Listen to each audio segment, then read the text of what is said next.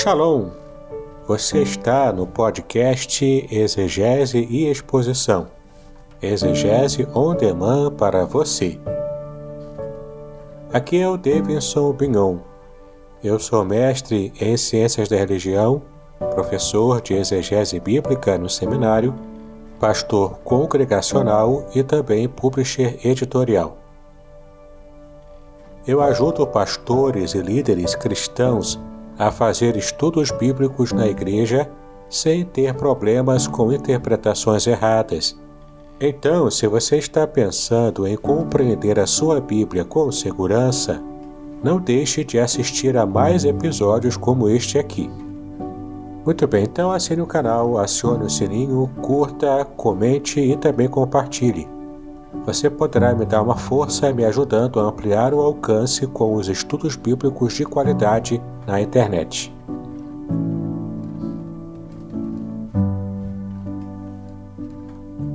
Bom dia, meus queridos. Estamos já começando a nossa escola bíblica. Enquanto os irmãos vão se acomodando, nós vamos estar nos preparando para então estarmos continuando o nosso estudo sobre algumas questões relevantes do Antigo Testamento. Vamos falar hoje sobre a mensagem das festas bíblicas e sacrifícios para hoje. Isso é interessante para a gente, porque muitas vezes a gente perde a dimensão do que de fato é o valor do que a Bíblia nos mostra, né, sobre aquilo que o Senhor revelou, em termos de como Ele quis que o seu povo o adorasse. A gente vai pegar um pouco dessas informações hoje. Mas antes vamos estar fazendo uma oração e assim começarmos efetivamente o nosso estudo dessa manhã. Pai, nós te louvamos por estarmos, ó Pai, nesse momento na Tua casa, pedimos a Tua graça, pedimos a Tua bênção, ó Pai, para tudo que vamos estudar agora. Que essa lição de hoje seja um perfeito arremate de tudo que já estudamos até agora sobre o Pentateuco. Que seja de bênção, que seja algo que nos esclareça e que, ó Pai, possamos de fato estar compreendendo um pouco mais da Tua revelação no passado, no Antigo Testamento. Então, fala conosco ainda nessa manhã. Pedimos a Ti estas bênçãos, em nome de Jesus, hoje para todos sempre. Amém e amém. Queridos, você deve estar vendo aí na tela o tema, né, do nosso estudo de hoje, a mensagem das festas bíblicas e sacrifício para hoje. E você pode perceber aqui na próxima tela, você pode perceber que existe uma palavra que aparece, e essa palavra é moedim. Eu já vou explicar para vocês o que significa essa palavra. Mas antes eu peço a você que abra a palavra de Deus no livro de Levítico, capítulo 23. Nós vamos ler do primeiro versículo até o versículo 8º apenas. Levítico, capítulo 23, de 1 a 8. Estaremos fazendo uma leitura que vai nos ajustar o entendimento para essas festas que vamos estudar um pouquinho mais hoje. Levítico, capítulo 23, de 1 a 8, que diz o seguinte: Depois falou o Senhor a Moisés, dizendo: Fala aos filhos de Israel e dize-lhes: As solenidades do Senhor que convocareis serão santas convocações. Estas são as minhas solenidades. 6 dias de trabalho se fará, mas o 7º dia será o sábado do descanso. Santa convocação, nenhum trabalho fareis. Sábado do Senhor é em todas as vossas habitações. Estas são as solenidades do Senhor, as santas convocações que convocareis ao seu tempo determinado. No mês primeiro, aos 14 do mês, pela tarde, é a Páscoa do Senhor. E aos 15 dias deste mês é a festa dos pães ázimos do Senhor. 7 dias comereis pães ázimos. No primeiro dia tereis santa convocação. Nenhum trabalho servil fareis. Mas 7 dias oferecereis oferta queimada ao Senhor. Ao 7º dia haverá a santa convocação. Nenhum trabalho servil fareis. Então, olha que interessante o que esse texto nos fala sobre o modo como Deus enxerga e também quis que o seu povo entendesse e enxergasse as festas. E agora você pode ver, como está na tela aí, a palavra moedim. Moedim, em hebraico, significa festas, solenidades, mas vai muito além disso. A moedim é no plural, porque a palavra no singular é moed. A moedim é como nós falamos no plural.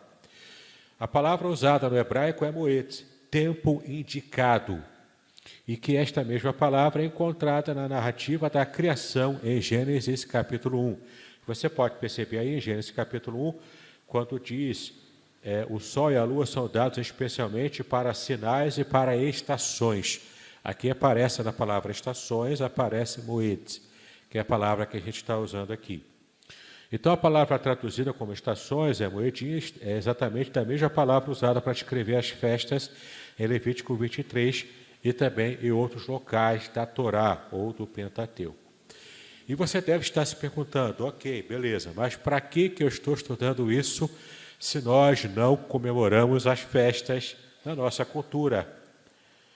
Por que você pode estar se perguntando, né? Para que a gente faz isso? Porque eu quero saber dos detalhes de como fazer a festa da Páscoa, dos detalhes de como guardar o sábado. Para que eu preciso saber disso? Já que não temos essa tradição de fazer isso. E, de fato, as festas foram dadas por Deus especificamente para o seu povo, o povo de Israel. E qual é a lógica que nós podemos perceber aqui? A lógica é como a lógica do filho, que seria aquele filho que seria o filho mais velho. Lembram dessa lógica que se tinha na cultura antiga, na cultura judaica antiga, que é a bênção da primogenitura que era dada ao filho mais velho. Esse filho mais velho substitui o patriarca, o pai, na ausência desse pai, seja numa viagem, seja na situação de morte. Então, o filho mais velho, o filho que tem a bênção da primogenitura, ele então substitui o pai nessa situação. O que eu quero trazer à mente de vocês aqui é como a gente deve enxergar Israel nesse contexto, nessa imagem da bênção da primogenitura. Sendo Israel o povo que Deus escolheu, ele é como se fosse esse irmão mais velho, que tem a bênção da primogenitura, por estar próximo do próprio pai. E nós, os povos em geral das nações, nós que não somos judeus, nós podemos nos aproximar de Deus quando conseguimos olhar Israel, perceber o modo como Deus quer que Israel o adore e respeitar esse tipo de atuação de Deus nessa liturgia que Deus deu para o seu próprio povo Israel. Então a gente não precisa, eu não sou obrigado, por ser gentio, eu não sou obrigado a observar as festas de Israel. Eu seria obrigado se eu fosse judeu, mas eu não sou obrigado. Mas eu não posso, eu não tenho o direito, por exemplo, de porque eu acho estranho zombar de Israel porque eles ainda fazem isso.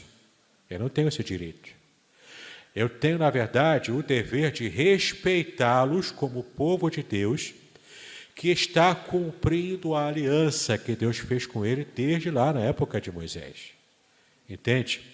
Porque eu acho estranho, porque para mim não encaixa bem com a nossa cultura ocidental, eu não tenho esse direito de ter preconceito, de zombar, de achar estranho demais e, por isso, perder essa dimensão do respeito de alguém, de um povo, que foi de fato escolhido por Deus.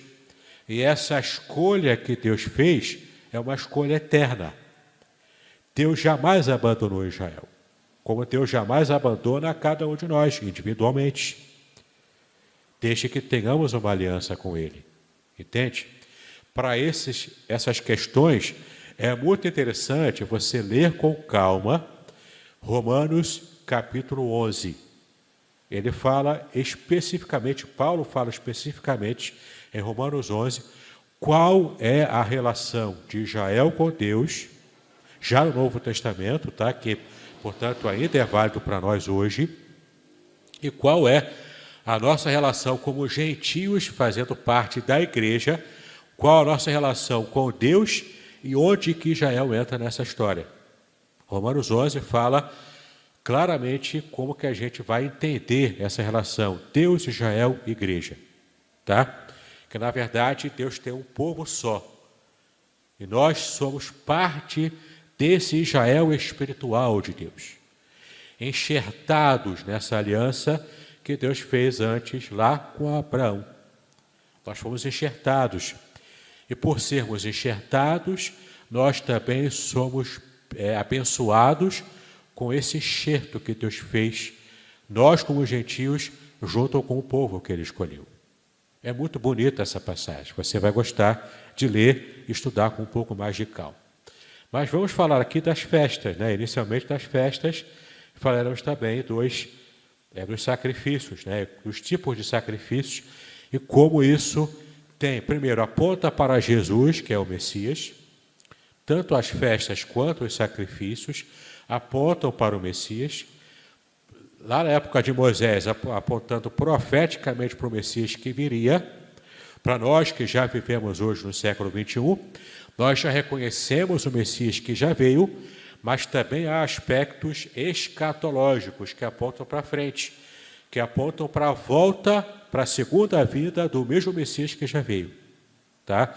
Tanto as festas quanto também os sacrifícios. E é muito interessante a gente perceber esses aspectos que a gente vai conhecer um pouco melhor agora. Eu trouxe aqui nos slides algumas imagens que você vai ver. E muitas coisas que eu vou explicar para vocês vão achar estranhas. São coisas estranhas, está muito fora do que a gente está acostumado. Mas é por isso que eu dei essa introdução um pouco longa até, para você tentar tirar a estranheza da sua mente e respeitar as tradições de Israel, respeitar porque eles são o povo de Deus ainda, tá bom? E mesmo que seja estranho para a gente, nós não temos o direito de zombar ou de menosprezar essas tradições que o povo de Deus faz há milênios, e ainda hoje eles fazem isso, ok? Mas para a gente vale como compreensão, até porque a gente vai entender melhor a própria Bíblia, compreendendo a mente do judeu quando ele faz esse tipo de tradição, tá bom? A gente vai entender um pouco melhor a Bíblia, especialmente Hebreus, Novo Testamento. A Epístola aos Hebreus requer muito conhecimento do sistema sacrificial do Antigo Testamento, das festas e da tradição propriamente dos judeus, tá? Sem conhecer essas informações, nós teremos uma compreensão muito rala e prejudicada da própria Epístola aos Hebreus, que é uma epístola muito importante, inclusive, para que possamos entender toda a dimensão do próprio sacrifício de Cristo na cruz do Calvário. Tá? Então, é de muita importância compreendermos a relevância, inclusive, disso que vamos tratar agora na aula de hoje. Tá, ok? Muito bem. Então, já vimos aqui a expressão moedim, né? Moedim, que significa essas festas ou as estações do ano. Porque, de fato, para nós que somos ocidentais, temos uma visão muito prática do ano. Quais são as festas que nós observamos? A gente gosta porque é feriado, né? Aí tem o quê? Carnaval, Semana Santa, tem Natal, né? São festas que têm algumas alusões ao cristianismo, ao modo católico ocidental de enxergar a fé cristã, enfim, né? Mas entenda que essas não são as festas que Deus mandou que o povo dele, Israel, fizesse. Apenas a Páscoa, que a gente costuma comemorar aqui, jogando fora negócio de chocolate e coelho, jogando isso fora, né? Mas a dimensão da Páscoa A gente lembra de Moisés, lembra da ressurreição de Cristo, não é? Então, assim, a gente consegue perceber um pouco, na época da Páscoa, do que, de fato, se aproxima do que a Bíblia ensina, do que seja a comemoração da Páscoa. Mas mesmo o Natal, que é uma data festiva, bonita, é linda, eu adoro o Natal, mas a Bíblia não manda a gente comemorar o nascimento do Senhor Jesus. Isso é uma tradição que veio a posteriori. E para a gente é muito importante entender o que, de fato, a Bíblia fala como festivais, como Moed, que são essas estações do ano que Deus separou para o seu povo estar comemorando e tinha propósitos nisso. Nós vamos entender hoje o porquê desses propósitos. Quais são esses propósitos que Deus tinha para o seu povo Israel. Tá ok? Bom, você pode ver na tela aí, as Moedim, festas bíblicas, possuem caráter e propósito reavivalista. Isso aqui eu também falei na aula que eu tenho sobre Levítico, mas não custa nada a gente retomar aqui para poder reavivar essa informação reavivalista. Né? O que é uma ideia reavivalista? Não é apenas lembrar, apenas memorialista. De você se lembrar, beleza, me lembrei, ok, resgatei a memória, pronto, acabou aqui. Não. A ideia é ser reavivalista, ou seja, eu resgato a festa, resgato a memória do acontecimento que teve lá no passado, nas gerações anteriores do povo de Israel. Então, o judeu, quando hoje comemora a festa, por exemplo, da Páscoa, ele está rememorando o acontecimento em si do que a Bíblia fala, mas mais do que isso, em cada elemento que ele está participando ali, dos momentos do ritual da Páscoa, aquilo traz para ele um resgate emocional do que os antepassados deles fizeram. Ou seja, é como se ele estivesse experimentando hoje aspectos emocionais e até, por que não dizer, espirituais, daquilo que a geração que saiu lá da escravidão do Egito experimentou, em termos emocionais. É como se estivesse reavivando ou resgatando, de modo um tanto quanto virtual, não é? Mas ainda assim um resgate e um reavivamento emocional de tudo que passaram. Essa é a ideia. Esse é o objetivo do judeu, levar tão a sério assim os mínimos detalhes de como comemorar as festas e também depois fazer os sacrifícios. Tá? Tudo isso tem esse caráter reavivalista. Não é algo apenas para lembrar de memória e ficar guardado na memória. Também tem esse valor, claro, mas não é só, vai além disso. Traz essa ideia reavivalista para quem está ali emulando, né, os sentimentos dos seus antepassados quando hoje comemora a festa, as festas judaicas. Bom, o próximo slide fala para a gente. Todas estas festas fazem alusão ao Messias, ao Mashiach, que é Jesus Cristo. Todas elas fazem menção, tá? Em um aspecto ou outro, em um detalhe ou outro, mas todas elas fazem menção, fazem referência profética para a primeira vinda de Jesus, quando era na época lá do Antigo Testamento, e mesmo hoje para nós, quando a gente estuda e conhece, faz menção profética ainda para a parousia, para a segunda vinda de Cristo. Tudo isso tem elementos para nós que são elementos propriamente proféticos. Ele cumpriu em si as festas e ainda as cumprirá por completo em sua segunda vinda. Assim, as festas são memoriais e são também celebrações proféticas que nos anunciam a glória maior de Yahweh, que já veio e que voltará. Quem é essa glória maior de Yahweh? O próprio Senhor Jesus.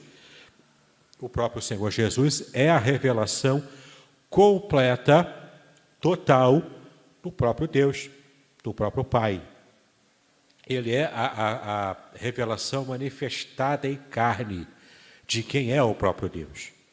Tá? Então, tanto podemos perceber nesse estudo elementos que apontam para a primeira vinda de Cristo na encarnação, na manifestação total da glória de Deus aqui na terra, pisando aqui no nosso solo, cheirando como a gente cheira né, suando como a gente sua, tendo fome, tendo sede, ficando cansado, vivendo plenamente a experiência humana e trazendo plenamente a experiência divina para a nossa realidade.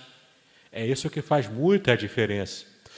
E também marca a diferença gritante entre os deuses pagãos e o Deus de Israel.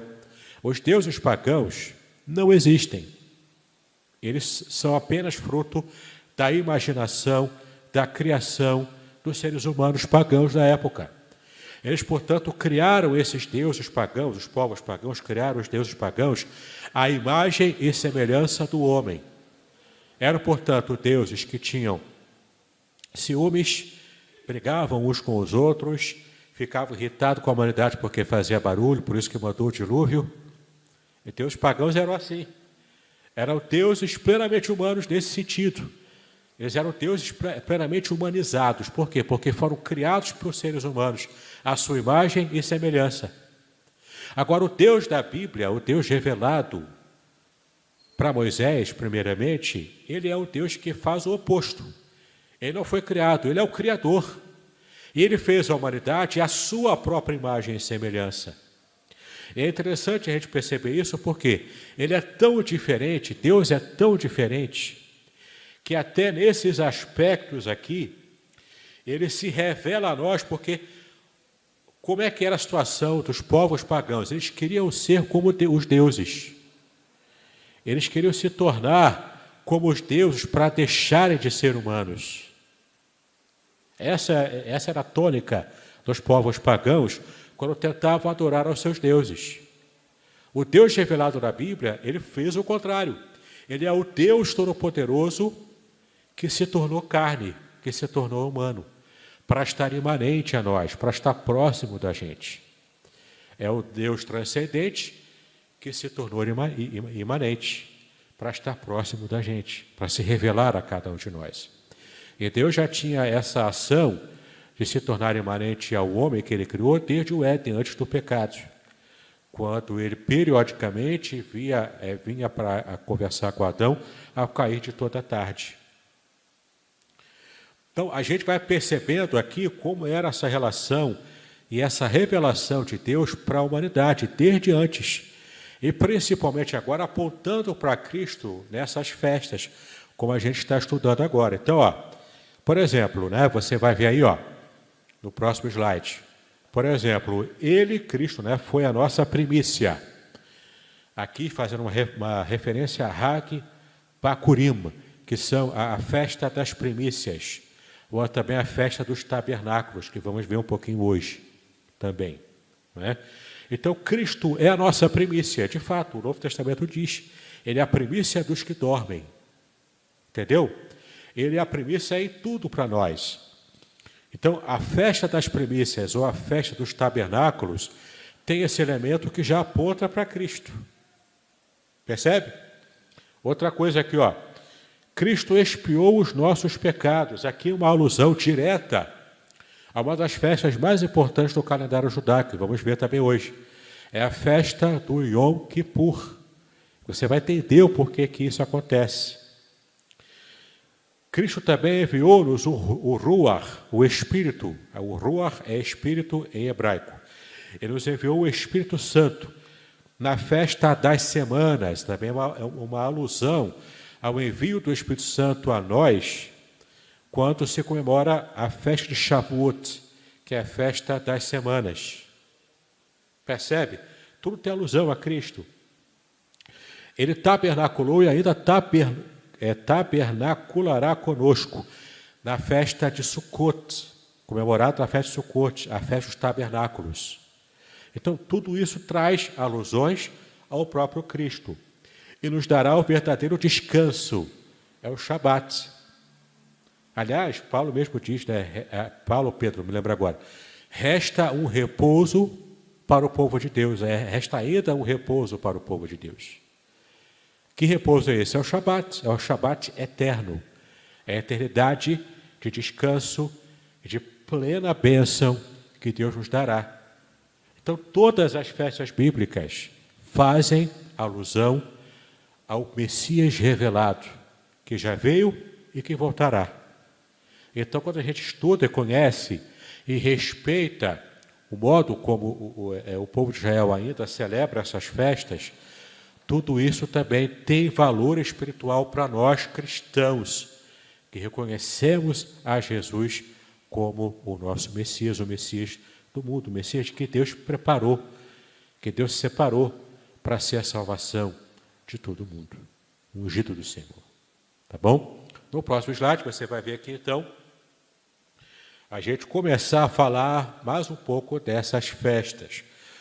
Esse slide aqui eu já mostrei para vocês quando estudamos Levítico, mas vamos retomar aqui algumas coisas e ampliar o que eu não havia colocado lá nos slides de Levítico, tá bom? Então, nós temos aqui vários aspectos das festas, as festas do Senhor, as festas que Deus mandou que o seu povo Israel estivesse comemorando, estivesse reavivando, relembrando. Vamos ver então essas festas bíblicas com as suas datas, ritos e significados típicos também. A primeira dessas festas é o sábado. Todo sábado, todo Shabat, portanto, toda semana acontece essa celebração. Todo Shabat, todo sábado, tá bom? É um dia, portanto, separado para descanso e todos deveriam se abster de qualquer trabalho.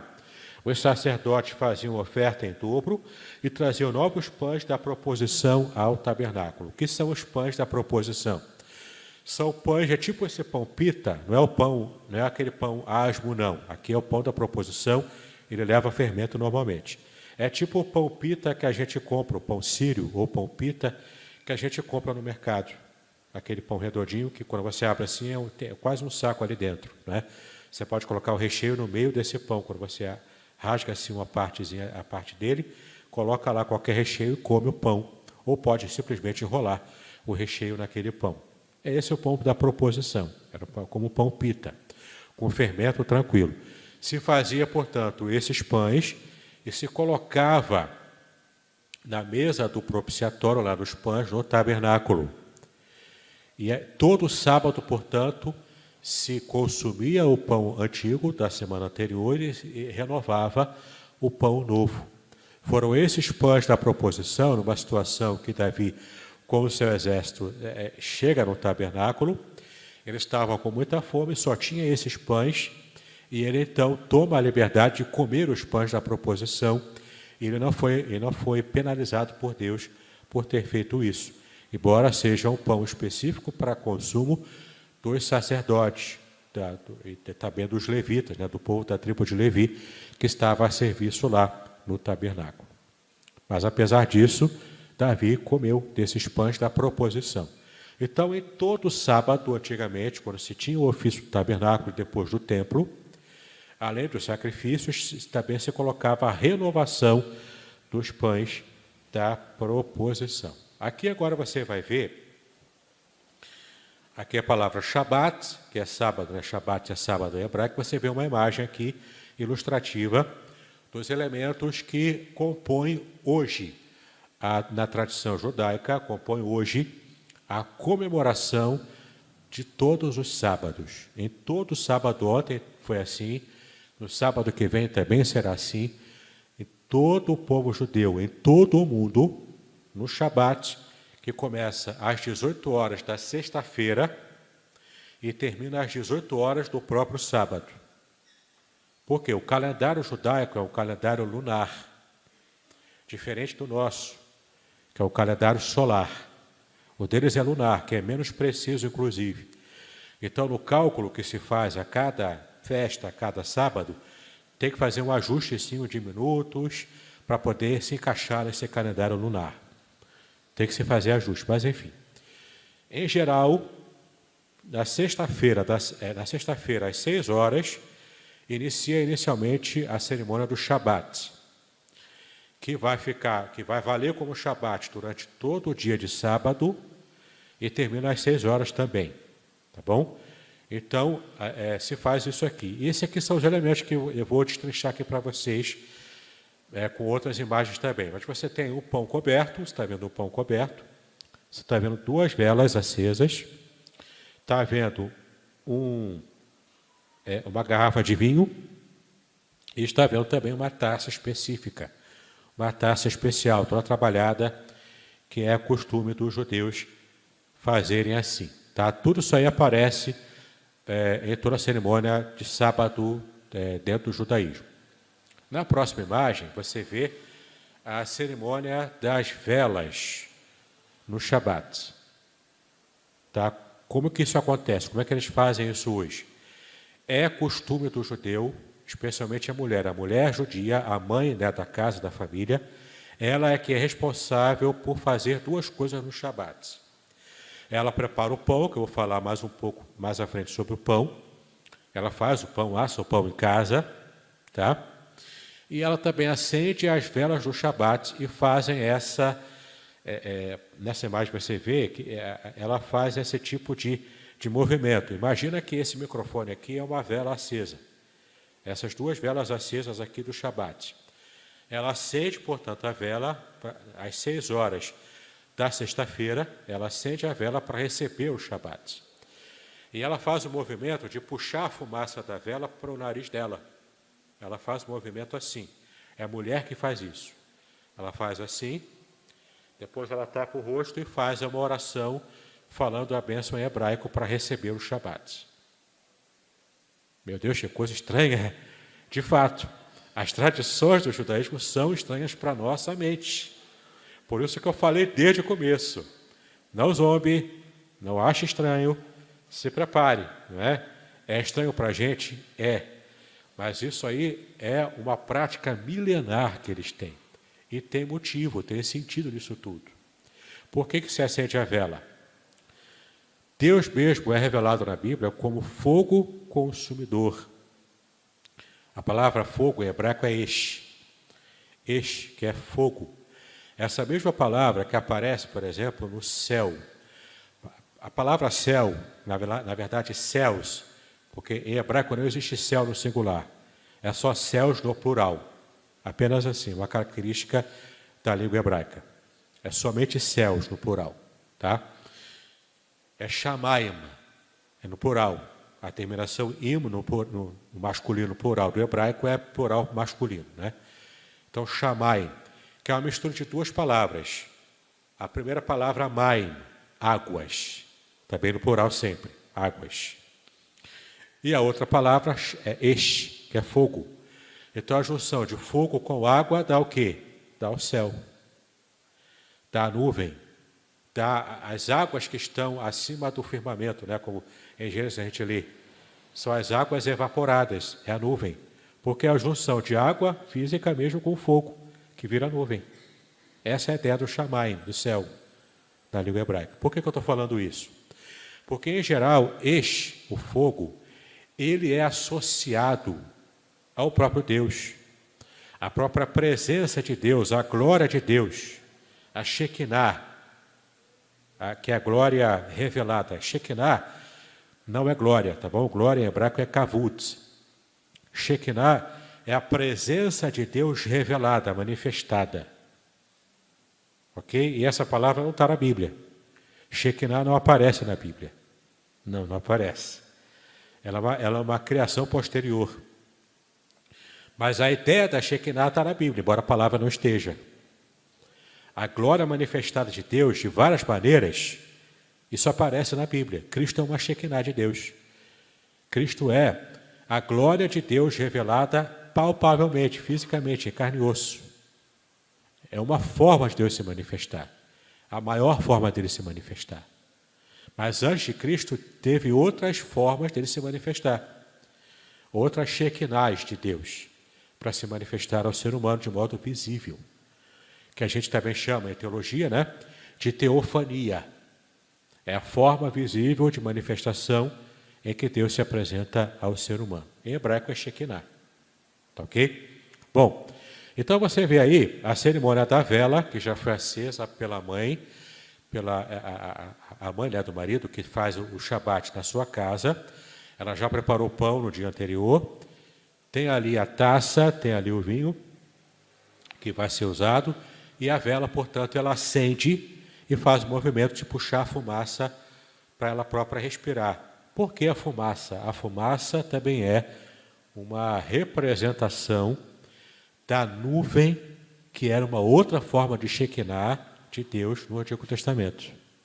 A nuvem luminosa é a Shekinah de Deus, que aparecia no formato de uma nuvem.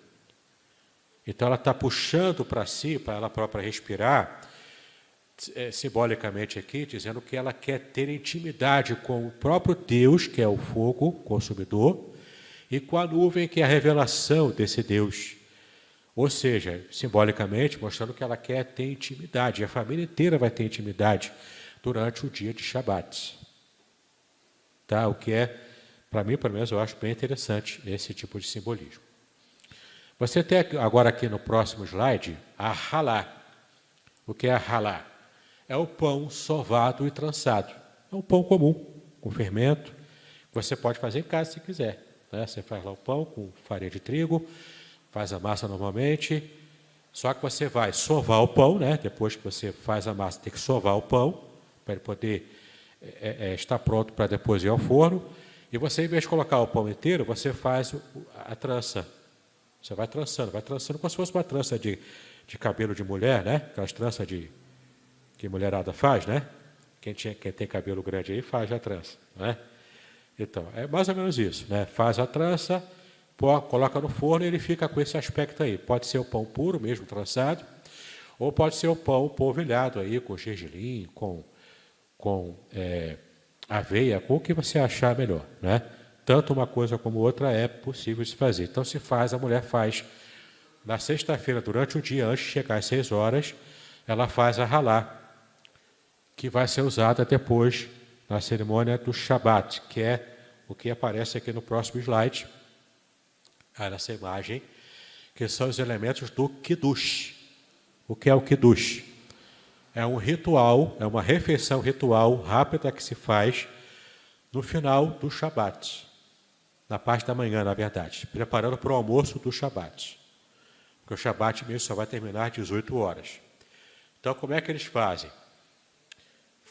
No final da sexta-feira, às 18 horas, é o recebimento do Shabat, onde a mulher, a dona de casa, ela acende as velas e faz aquele movimento. Está tudo preparado já. Aí eles vão dormir. No dia seguinte, é o dia de quem é judeu ortodoxo ou judeu praticante ir para a sinagoga. Ele então vai para a sinagoga hoje, participa de todo o ofício da sinagoga. Para quem não vai para a sinagoga, ele pode fazer também aquele culto, o serviço do Shabat em casa, também é possível. Tá? Mas, em geral, quem é praticante vai para a sinagoga. Depois de todo o ofício da sinagoga, com os cânticos, a pregação, pega-se o livro da Torá, o rolo da Torá, né? E lê ali na hora o rolo da Torá, como Cristo fazia isso antes. Ele fazia isso. Numa ocasião, inclusive, ele foi escolhido pelos rabinos para ler o rolo da Torá. Na verdade, ele leu o rolo do profeta Isaías, né? Depois da leitura da Torá, tem a leitura dos profetas. Todo sábado se faz isso. Ele leu, inclusive, o rolo do profeta Isaías, no capítulo 66. E depois ele disse, né, que hoje se cumpriu essa profecia aqui em Israel, se referindo a si próprio, como aquele que prega aos pobres, né, enfim, aquela parte de Isaías capítulo 66. Ele fez a leitura ritual no Shabat. Era o costume da época se fazer isso. Então, depois de todo o ofício do sábado, no final, já terminando o ofício do Shabat, liberando o povo para depois irem almoçar, ou almoça na sinagoga, cada um leva o seu farnelzinho, leva a sua comida trazida de casa, ou então, às vezes, a própria sinagoga oferece o almoço lá para quem vai. Né? Mas antes disso tem a cerimônia do Kiddush, que é quando o rabino ele pega esses elementos aqui. Primeiro ele dá a bênção do pão, que é assim, a bênção do pão é Baruch atah Adonai, tem uma musiquinha até que o pessoal canta que é mais fácil lembrar assim, Baruch atah Adonai Eloheinu melech haolam, Porém, priagafen, aben, essa é a música do vinho, né? Priagafen, pri é fruto e gafen é uva. Então, bendito é o Senhor, Rei do Universo, que nos dá o fruto da vide. Ou, no caso do pão, bendito é o Senhor, Rei do Universo, né, Adonai, Rei do Universo, que que faz brotar o pão da terra. É assim que é a bênção. Depois que ele dá a bênção do pão e a bênção do vinho, ele pega um pedacinho desse pão. Está vendo o pão ali trançado? Ele tem gomos. Tem aqueles gomos. Ele pega um pedacinho desse gomo, come, e depois dá a bênção do vinho, bota um pouco do vinho na taça e bebe também.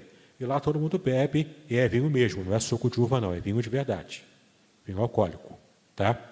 Eles fazem isso. E já esquecendo, antes de comer do próprio pão, e dar a bênção e tudo mais, ele bota sal no pão. Também é uma característica e uma tradição também dentro do judaísmo, colocar o sal na ralá, que é o pão. Geralmente pega dois pedaços de pão assim, salga, junta os dois, dá a bênção e depois ele tira o gominho dele e distribui o pão. Do mesmo pão, cada um pega o seu gominho e come lá na hora da cerimônia do Kiddush.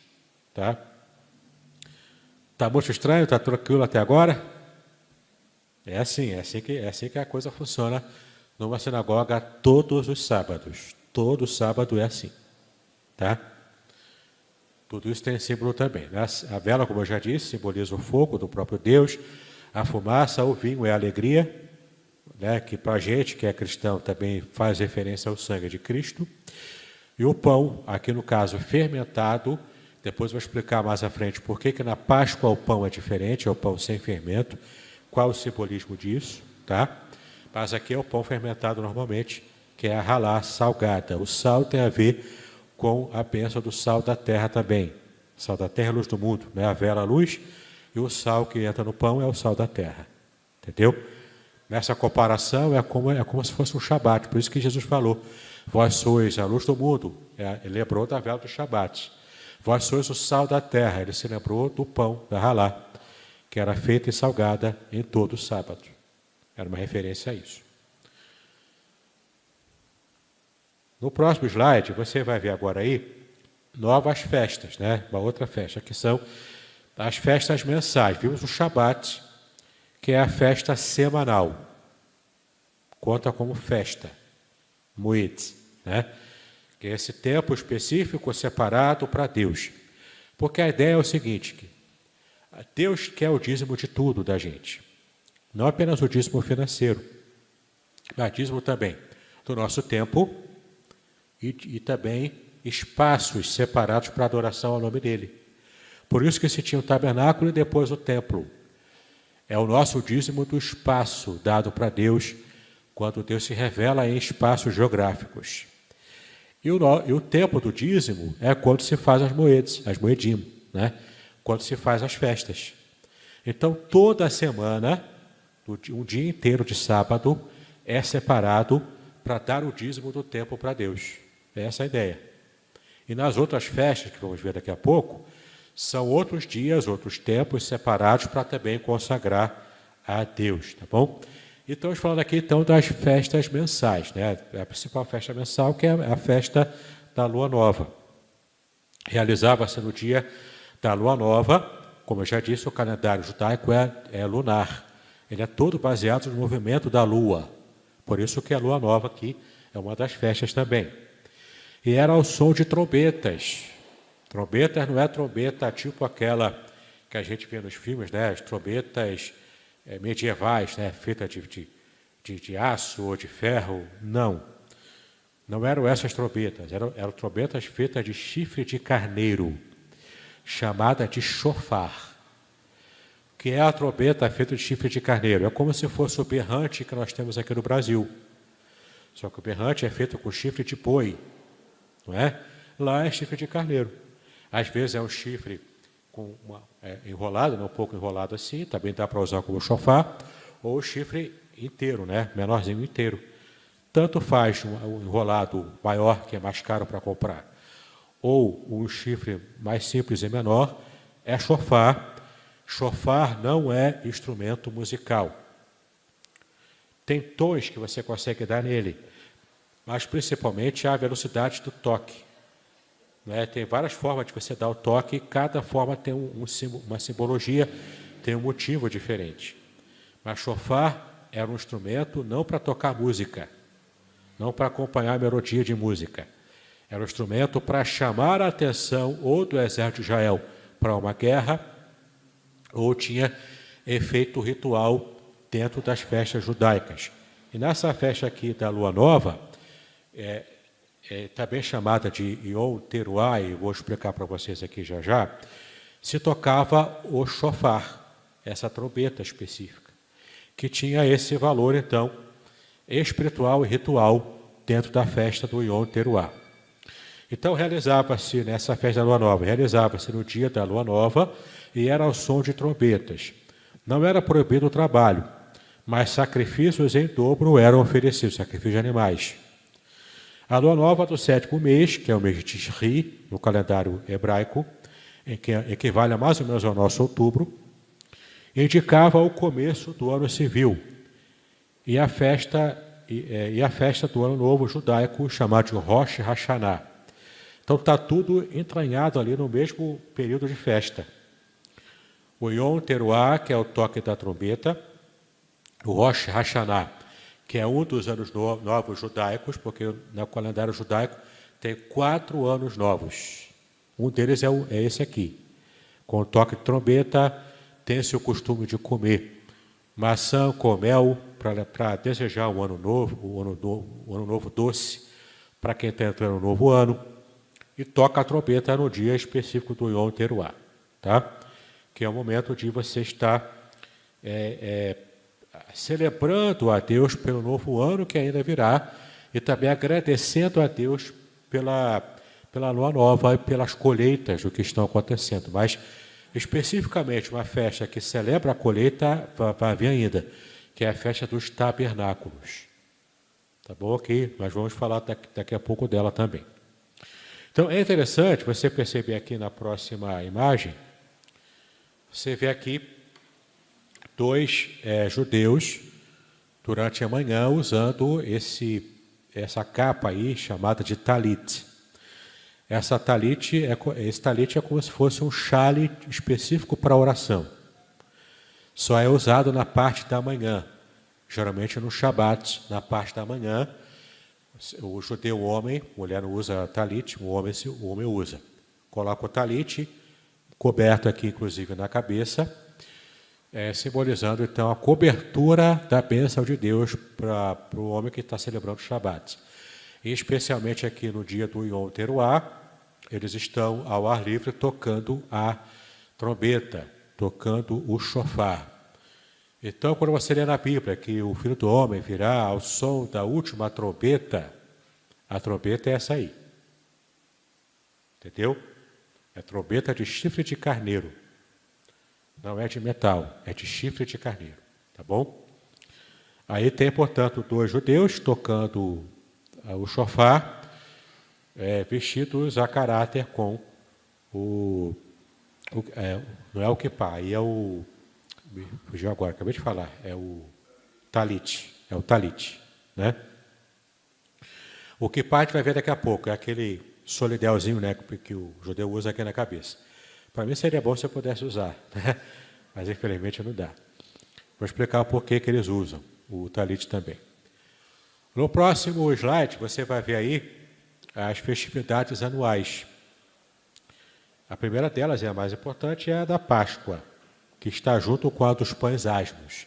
Aí sim é o pão sem fermento, o pão ázimo, né? Pão sem fermento, que você vai ver aqui como se chama em hebraico, vai ver como é que é o formato dele também. A Páscoa era comemorada no dia 14 de abril, que é o mês de Aviv, no calendário judaico, e lembrava a libertação do cativeiro egípcio. Do povo, quando saiu lá do Egito, né, foi liberto de Israel, como nós estudamos aqui em Êxodo. Tudo isso é celebrado, então, na festa da Páscoa. A festa dos pães asmos ia de 15 a 21 de abril, logo depois do dia específico da festa da Páscoa, como continuação da Páscoa também, comemorando as dificuldades da fuga apressada. Por isso o pão asmo, né? Pão sem fermento. A festa das primícias era o segundo dia da festa dos pães asmos, dia 16 de abril, que é o meu aniversário, 16 de abril, né? Eu nasci no dia das primícias. Podcast Exegese e Exposição.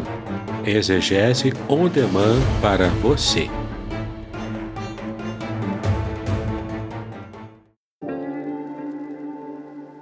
Shalom, aqui é o Davidson Pignon. Eu ajudo pastores e líderes cristãos a fazer estudos bíblicos na igreja sem ter problemas com interpretações bíblicas erradas.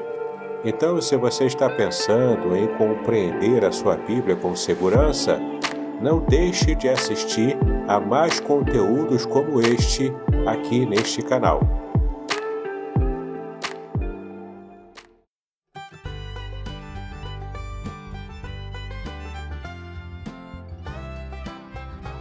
Shalom, este é o testemunho do professor Samuel Monteiro do site Hebraico Pro. Ele recebeu o livro Revelações Originais do Salmo 23 e fala aqui sobre as impressões que ele teve sobre o livro quando ele recebeu. Confira aqui. Mas, gente, pode comprar, tá? Sem medo de ser feliz. Ficou muito legal mesmo. Aqui embaixo tem o link para você comprar a versão digital. Mas se bem que, olha, gente, o livro tá tão da hora que eu recomendo você comprar a versão impressa, tá? Ele é muito legal, né? Porque por ele ser bem bonito mesmo, né? Tudo de material assim de bastante qualidade, né? O papel, né? E esse papel aqui é uma coisa de louco, eu nunca vi isso aqui, gente. O papel é macio, tá? Só você segurando pra você entender. Nunca vi um negócio desse. O papel por dentro também, de qualidade também. Então é um livro assim bem legal para você dar de presentes também, né? Tão bonito que tá, né? Eu já tinha visto no digital, né? Digital tá bonito, né? Mas impresso é outra coisa, né? E aí no impresso você vê o material também, né? Que foi impresso, né? Foi impressão de qualidade, tá? Tá tudo assim de muita qualidade, gente. Da hora mesmo. Onde eram dedicados ao Senhor todas as primícias das colheitas. O que é uma primícia? É o primeiro lote da colheita. Era completamente dado no templo ou no tabernáculo para consumo e mantimento dos sacerdotes e levitas. Por que era a primeira? Porque era a melhor. Era o que tinha de melhor qualidade. Por exemplo, não sei se vocês sabem, mas na prensa para fazer o azeite, se pega a azeitona e prensa, né? Se prensava de modo rudimentar nesse período aqui, com uma pedra pesada que ia rodando e aquilo ia prensando, ia também tirando o sumo da azeitona para fazer o azeite. A primeira prensa do azeite era mais cara, era o azeite mais fino, portanto mais caro, e esse que era doado no dia das primícias no templo. Era o melhor azeite. Da segunda prensa em diante, na segunda prensa era para as famílias que podiam pagar mais caro. Da terceira prensa em diante, era o azeite de pior qualidade, que era vendido para pessoas mais pobres, que só podiam comprar o azeite mais barato, ou usado também para colocar nas lamparinas, as lâmpadas, né? E então usava aquele azeite de pior qualidade para acender as lâmpadas, antigamente. Então, por que essa ideia de primícia? Para você dar o melhor para Deus.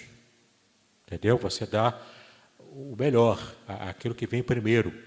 A melhor porção é dada para Deus. Essa é a ideia aqui. Tá? No próximo slide, você vê essa imagem aí do Seder de Pessah, que é o jantar de Páscoa. Seder, em hebraico, jantar. Pessah, Páscoa. A palavra Pessah, em hebraico, é passar por cima. Uma alusão a quando o anjo de Yahweh passou por cima da casa dos israelitas, porque eles tinham o sangue do cordeiro tapando ali na verga da porta. Possivelmente, essa é uma informação mais recente da arqueologia, em que se tinha esse costume lá no Egito Antigo, e inclusive alguns judeus muito provavelmente pegaram, assimilaram essa tradição egípcia, pagã, de colocar no batente das portas das casas inscrições em egípcio, pedindo a proteção dos deuses egípcios para casa. Entende? Então, se for verdade que isso é uma alusão real, que a arqueologia nos mostrou, possivelmente Deus mandou matar o cordeiro e passar o sangue na verga do batente da porta, para tapar com o sangue do cordeiro esse tipo de inscrição pagã egípcia, que algum judeu poderia ter colocado ali desavisadamente.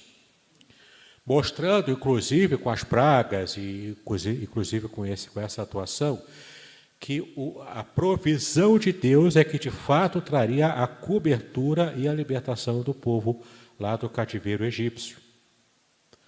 Não adiantava nada acreditar e confiar nos deuses pagãos, eles não fariam nada, como de fato não fizeram. É o próprio Deus, com a provisão dele, com o cordeiro aqui, tapando com o sangue ali, mostrando que ele é que estava cobrindo o povo, libertando o povo, e no caso ali com a ação do anjo passando por cima da casa, temos aqui a palavra pesar, que é passar por cima. Portanto, isso faz referência à festa da Páscoa de um modo geral, porque vem dessa palavra, portanto, veio dessa lógica. Você tem alguns elementos aí que eu vou explicar um por um, de como fazem o jantar de Páscoa hoje, uma cerimônia da Páscoa judaica, tá bom?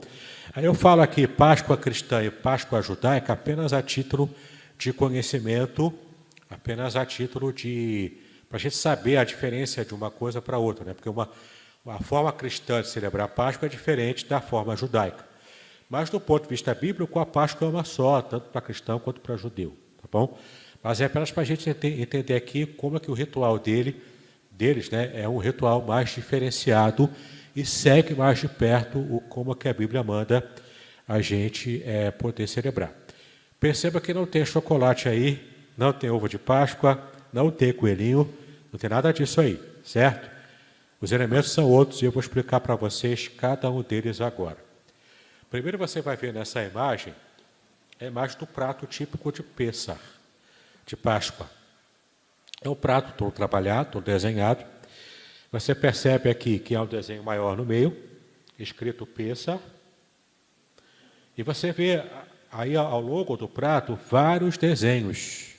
Quer dizer, Pêssar está lá em cima, né? Está escrito lá em cima, na bola menor, mas lá em cima. Nesse círculo do meio, você já tem aqui o lugar para o pão.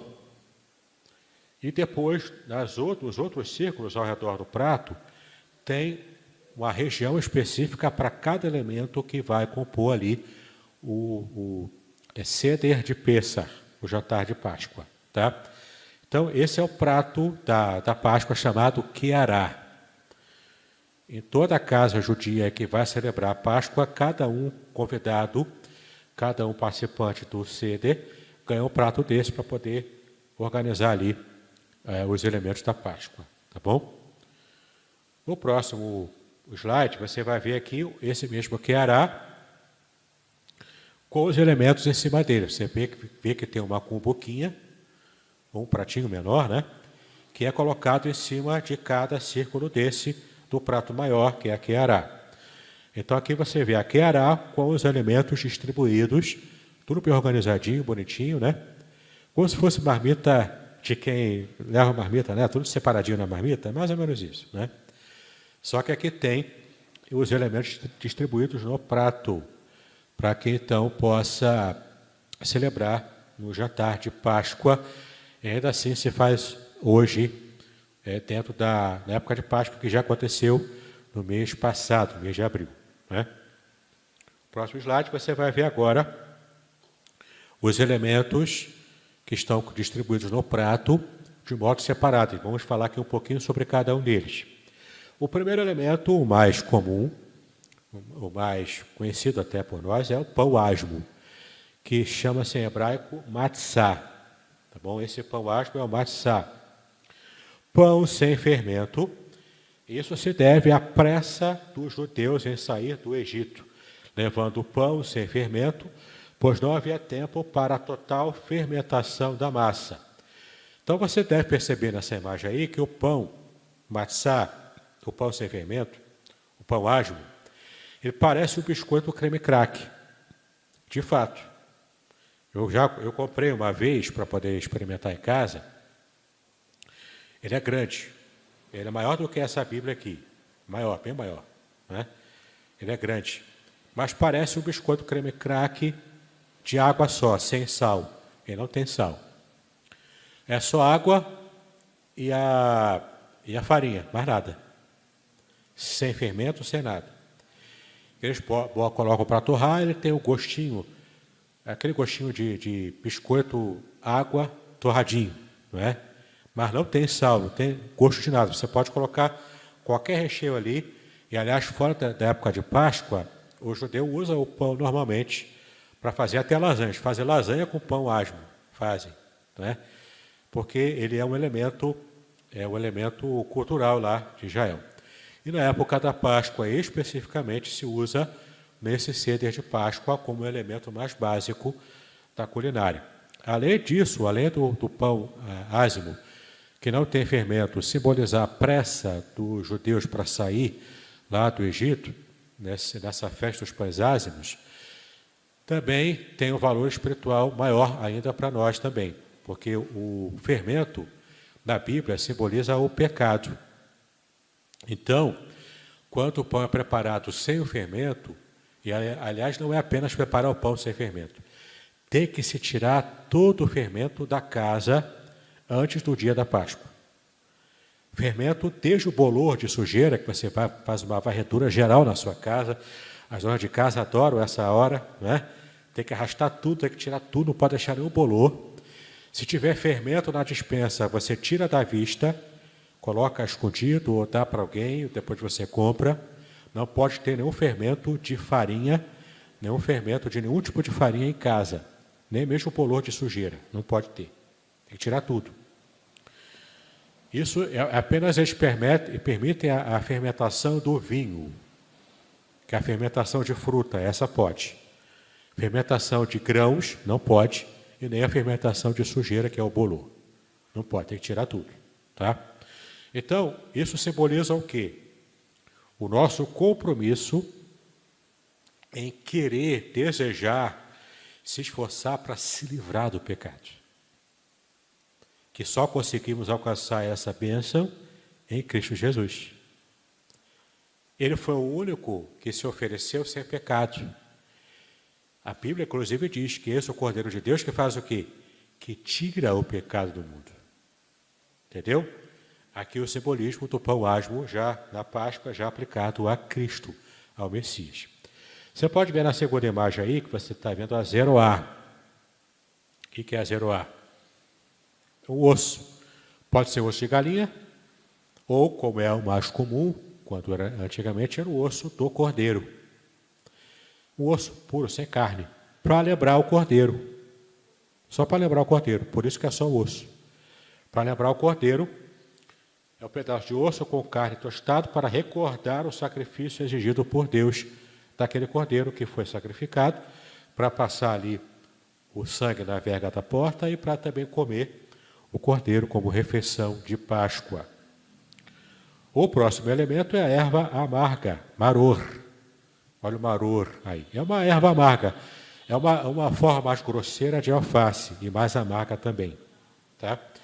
Maror é uma raiz amarga que lembra o período difícil da escravidão vivido no Egito. Ou seja, esse maror é a erva amarga. Lembra que a tônica aqui não é o doce do chocolate, é o amargo da erva amarga. Entendeu? Aqui a tônica desse jantar não é o doce, mas o amargo. Na próxima imagem, você vai ver a continuação dos elementos que tem naquele prato da Páscoa, chamada aqui de harosset, né? É uma mistura de massa de uva e nozes, que recorda a argamassa usada pelos judeus para construir as suas casas. Essa massa aqui é um pouquinho doce, claro, porque é de uva, né? Com nozes também. O próximo elemento, esse segundo aí da lista, água salgada. Um potinho com água salgada. Para quê? Se pega o maror, que é a erva amarga, e molha na água salgada e depois come. Por que usa água salgada? Para lembrar das lágrimas dos judeus na época da escravidão. Então, a amargura da escravidão junto com as lágrimas. Entendeu? Tem esse simbolismo aqui. E daí, evidenciando o quê? Evidenciando a plena felicidade da libertação do Egito. Betzá, o que é a betzá? Que é a última dessa tela aí. É o ovo cozido, chamado em hebraico de betzá. Um ovo de galinha simples cozido. Ovo cozido que simboliza a esperança do povo judeu em reconstruir o templo de Salomão. Porque o ovo é símbolo de vida, de renovação. Então, é para reavivar neles a esperança e a lembrança de ter o templo novamente reconstruído. O ovo não era usado na época bíblica, ele foi acrescentado depois pela tradição rabínica, na época da diáspora ali, no período intertestamentário, né? Naquele período que foi criado, então, que foi acrescentado o ovo cozido como parte da comemoração da Páscoa judaica. Além desses elementos no prato, você também tem na mesa o vinho, yain, em hebraico, que é o vinho. Como eu disse, é vinho comum, normal, alcoólico, com teor alcoólico normal, só que é um vinho, não é qualquer uva que é usada, é uva kasher. Kasher significa uva permitida, uva preparada, uma uva santificada, digamos assim, né? Como qualquer tipo de comida, também comida santificada, o kasher. Então, se pega a uva preparada, apropriada para esse tipo de evento, faz o vinho dela, e então você usa o vinho na cerimônia de Páscoa, que é bebido por todos aqueles que participam da cerimônia, inclusive crianças. Tem um vinho especial feito para criança, que é basicamente um suco de uva com muito pouquinho de álcool, só para a criança sentir aquele gostinho, aquela coisinha do álcool, né? Mas é muito pouco, que é para a criança não ficar excluída de participar da cerimônia da Páscoa, tá bom? Mas é costume fazerem isso. E se usa essa taça trabalhada, bonita, né? Uma taça de metal, toda trabalhada, para poder relembrar o momento da Páscoa. Nessa próxima imagem você vê uma família, aqui os homens usando o kippar, que é o solidelzinho, né? O kippar é usado para qualquer cerimônia judaica. Eles usam o kippar porque eles acham que é indecoroso, que é falta de respeito estar na presença de Deus em uma cerimônia própria do judaísmo com a cabeça descoberta. Então eles vão sempre cobrir a cabeça. Ou botar aquele chapéu preto, né, que o judeu hipertradicional usa, ou então colocar o kippar como esse aí. Os homens fazem assim. Aqui é um jantar típico de Páscoa, eles com o seu livrinho aberto, que é a Guemará de Pessa, eles estão ali lendo e fazendo todo o ritual no jantar de Páscoa. Tá bom? Bom, outra festa aqui é a festa de Pentecostes. No 50º dia, por isso que o nome é Pentecoste, vem de 50, né? 50 dias após a Páscoa. Então, no 50º dia, também chamado de Festa das Semanas, que é Shavuot, comemorada 50 dias após a Páscoa, tinha o objetivo de agradecer a Deus pela colheita da cevada e dedicar a próxima colheita do trigo. Então, a cevada que já havia sido colhida, agradece a Deus pela cevada, que é o grão de menor qualidade do que comparado ao trigo, mas ainda assim era usado para fazer pão, para fazer comida, bolos também. E o trigo que ainda viria, vem depois do dia de Pentecostes, já estava ali agradecendo a Deus pela colheita que viria mais à frente. Por isso que é a festa das semanas, que em hebraico é semanas, é Shavuot, semanas no plural, Shavuot. A palavra é no plural feminino, né? Ou também chamada de Pentecostes. Foi uma das festas de Pentecostes, como essa, celebrando a Deus pela colheita, é que então o Espírito Santo desceu no cenáculo, lá em Atos, capítulo 2. Então, ali, num momento de festa de Pentecostes, aconteceu a descida do Espírito Santo. Então, para a gente, a palavra Pentecostes está muito atrelada a pentecostal. Não é? Culto pentecostal, igreja pentecostal e toda essa imagem que a gente tem deles. Mas, na verdade, Pentecostes vem, é a palavra grega, né, que faz referência a essa festa judaica. Porque o evento do dia de Pentecostes aconteceu na festa de Pentecostes. Tá? Por isso que tem esse nome. Próximo slide, dia da expiação, ou dia do Yom Kippur, é um dos principais dias de festa e é que tem mais referência a Jesus Cristo. Porque é o dia do perdão. O dia de você estar também fazendo o dia da expiação também. Dia do perdão porque é o dia da expiação. Por que ele é o que mais faz referência a Jesus? Porque é um dia no ano em que Israel para tudo para fazer jejum. Já percebeu aqui que judeu adora comer? Não é crente que adora comer, não. Judeu também. Tem jantar para tudo. Tem festa para tudo. Tem comida típica para tudo.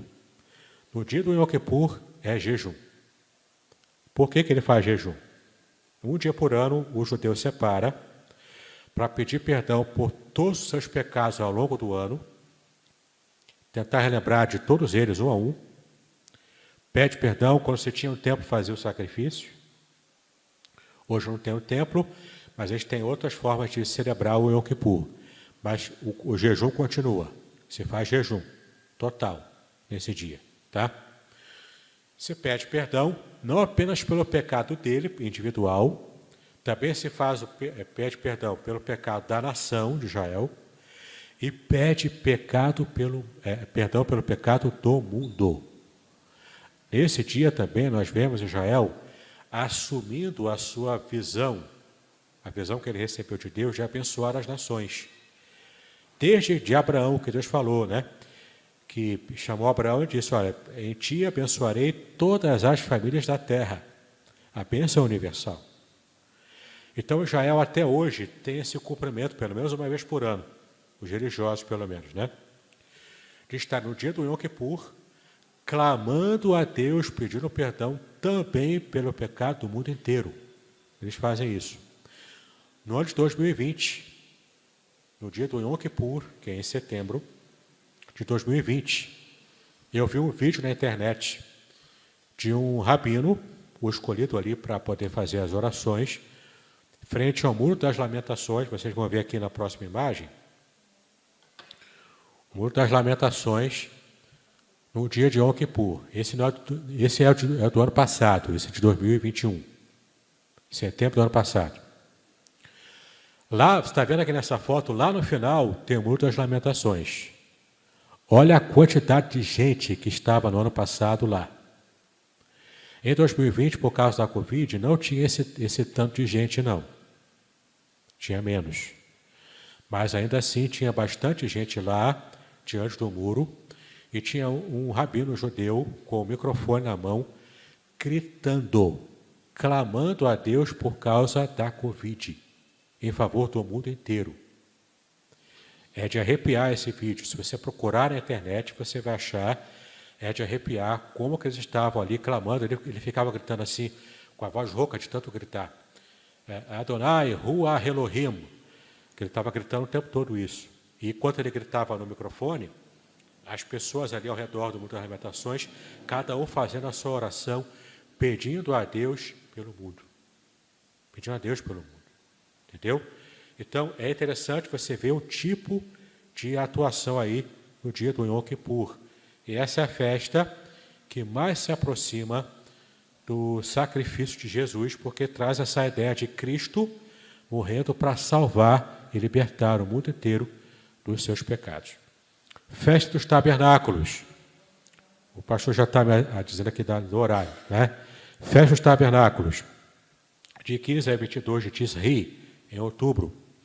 Comemorava a peregrinação de Israel pelo deserto e o cuidado de Deus para com eles.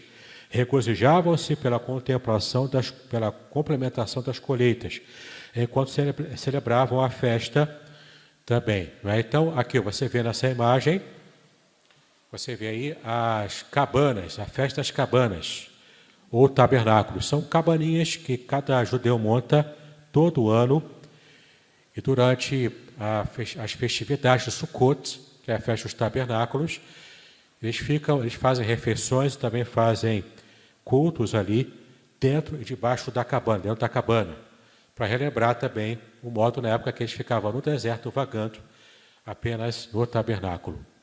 Ainda dentro da festa Sukkot, você vê aí essa moça, essa menina com o lulav e o etrog.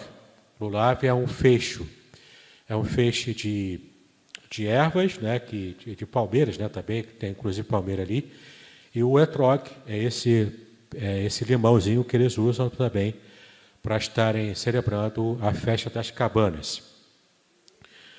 Nessa segunda parte aqui, que eu expliquei bastante na época de Levítico, né, quando eu dei aula de Levítico.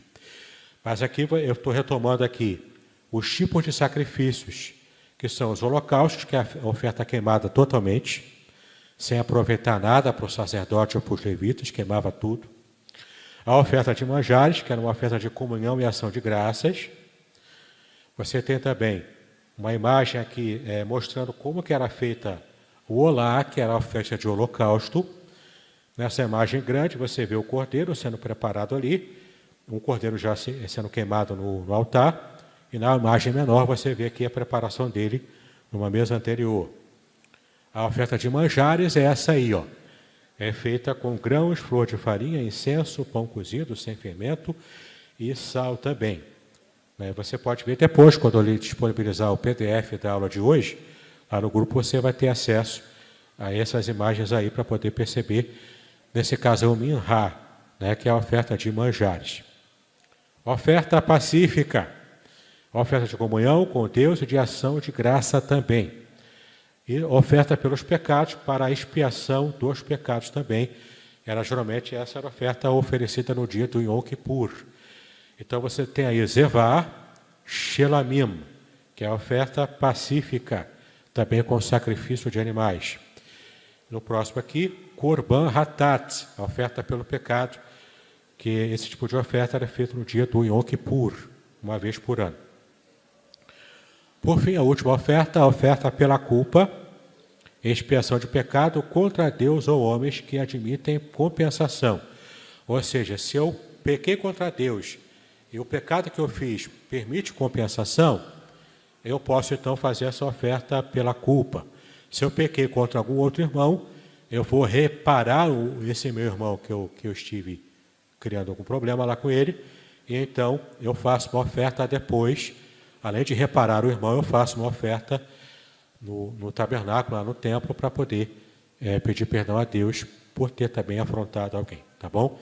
Nessa imagem aí você vê o Korban Hashem, que é a oferta pela culpa também, com o sacrifício de cordeiro, tá ok?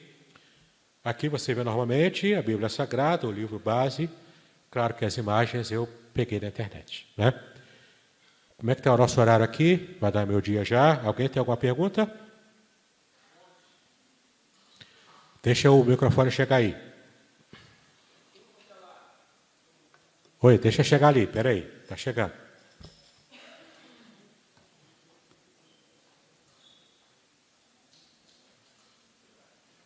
Pode falar, meu querido.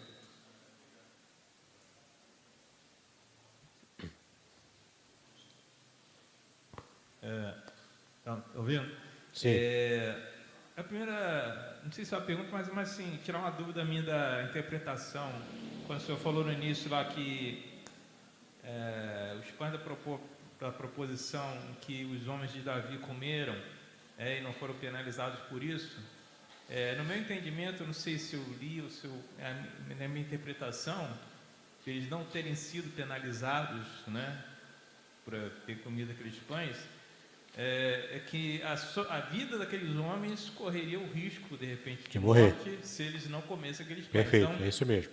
Então, nesse entendimento é certo, né, que a vida se sobrepõe a qualquer outro ritual que seja colocado.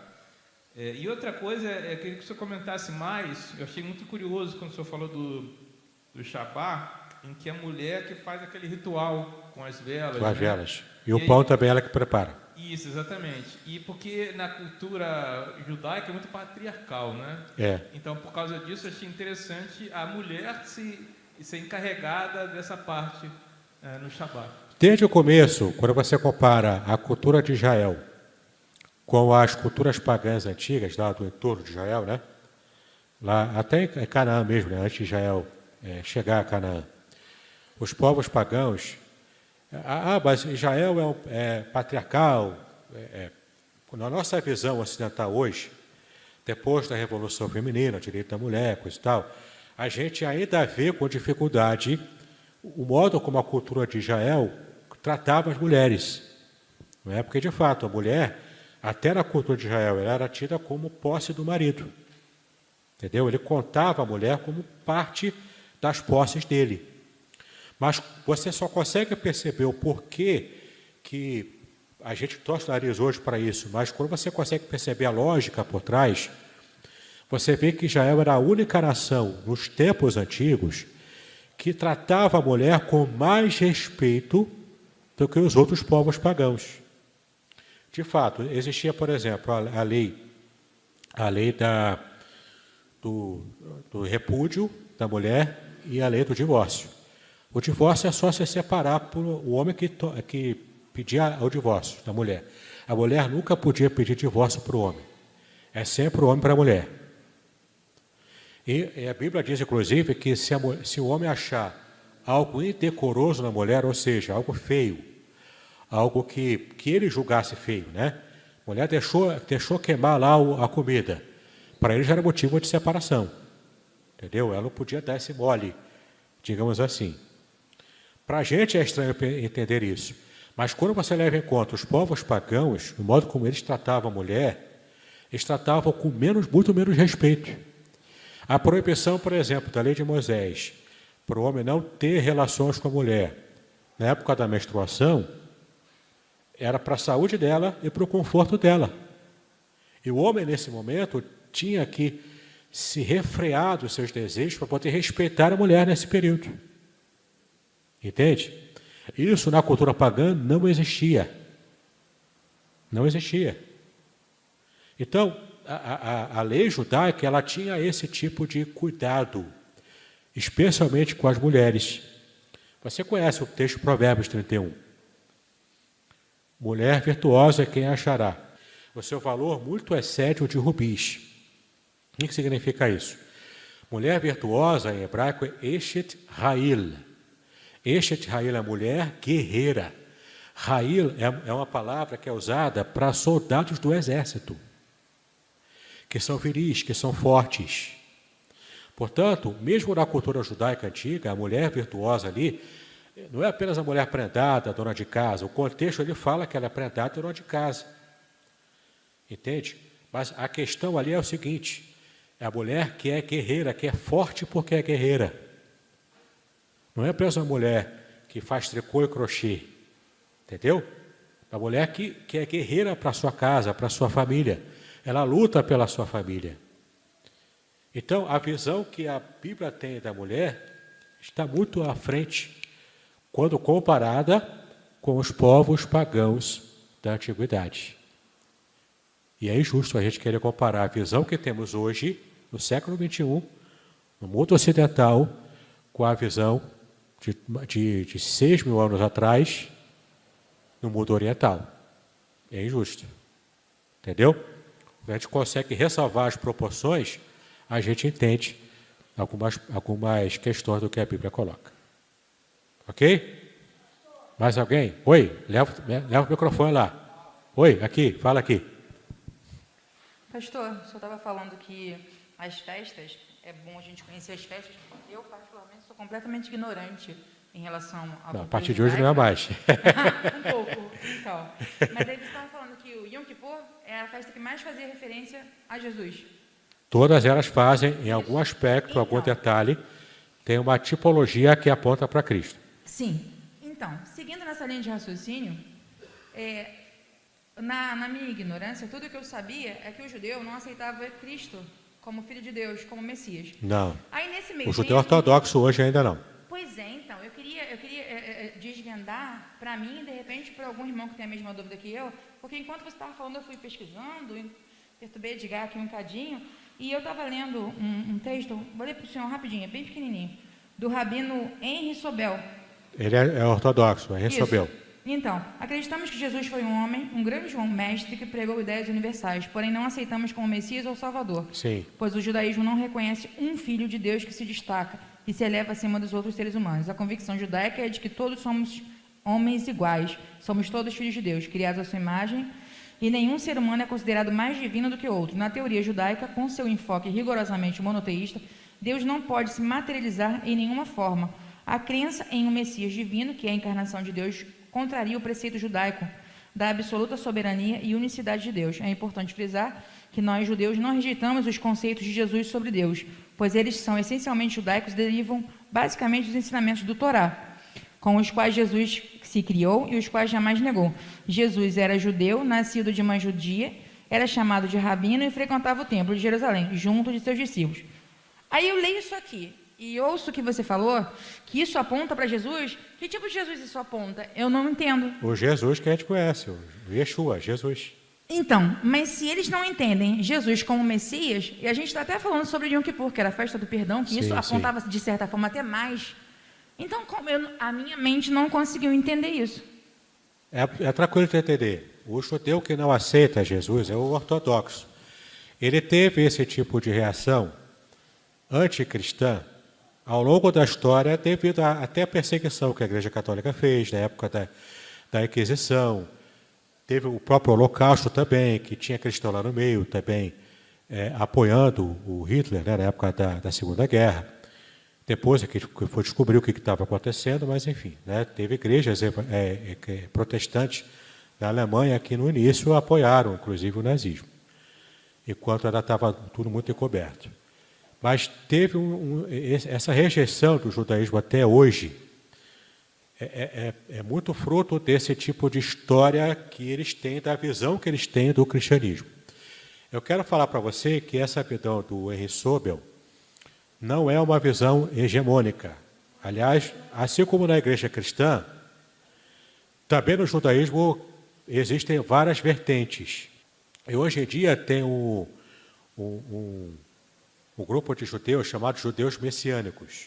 Eles são judeus, eles celebram o Shabat, celebram as festas, fazem tudo como o judaísmo manda, só que além de fazer todo o ritual dentro do judaísmo, eles acrescentam, no próprio Shabat, nas próprias festas, acrescentam as partes do Novo Testamento, que em hebraico é chamado de Brit Hadashah, eles acrescentam ali as comemorações e as alusões ao Messias, a Cristo, complementando com o Novo Testamento, lendo em hebraico. Entendeu?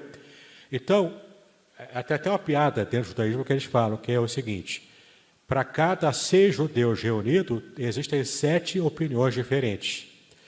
Porque é um erro tanto eles olharem para o meio evangélico e achar que o evangélico é tudo universal do reino de Deus, é um preconceito, não é?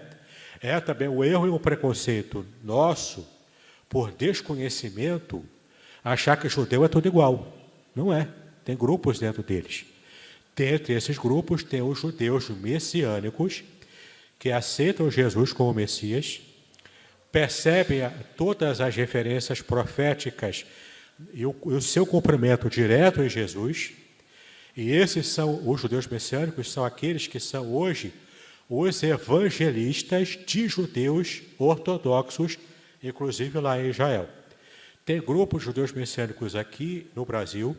Se você procurar na internet, você vai achar vários cultos que transmitem, inclusive, o Shabat, a cerimônia, as pregações, fazem vídeos, fazem tudo. Tem grupos aqui que fazem isso. Inclusive, no curso que eu lancei, que é o curso A Trindade Revelada na Bíblia Hebraica, a minha base de pesquisa, na época que eu fiz o curso, é totalmente baseada nesses judeus messiânicos, tanto nos Estados Unidos quanto aqui no Brasil, que têm as suas formas diferentes de interpretação, inclusive trinitarianos. Judeus que conhecem hebraico, que têm toda a sua liturgia judaica de culto, que são trinitarianos, creem no Pai, no Filho e no Espírito Santo. Que por desconhecimento a gente acha que não existe, mas existe. Então a gente pode entender que o judeu messiânico é que é o correto? Eles são uma vertente, porque o cristianismo é o seguinte: uma das mensagens do cristianismo é que você pode cultuar a Deus na cultura que você está, no país em que você está, aglutinando os povos gentios, junto com Israel. É um somatório. Não se exclui Israel e não se exclui a cultura dos gentios. Se junta. Israel precisa quebrar o seu preconceito e entender que Israel precisa dos gentios para poder completar o que o Paulo chama de o templo, a plenitude dos gentios. É isso. É quando os gentios vão estar entendendo e se aproximando de Deus através de Cristo, junto com Israel, somando esforços. Os gentios precisam de Israel para poder ter um parâmetro de como se servir a Deus, porque o próprio Jesus era judeu. Agora, os judeus precisam dos gentios para quebrar esse ranço, esse sentimento de exclusivismo que eles têm e poder enxergar o Jesus que os gentios conseguiram enxergar antes deles. Entende? Então, Israel e gentios têm que andar juntos. É só você ler Romanos 11 que você vai entender. Eles fazem parte do único povo de Deus, compondo esse reino de Deus. É todo mundo junto. É um povo só que Deus tem. Entendeu? Oi? Espera aí, microfone. Cadê o microfone ali?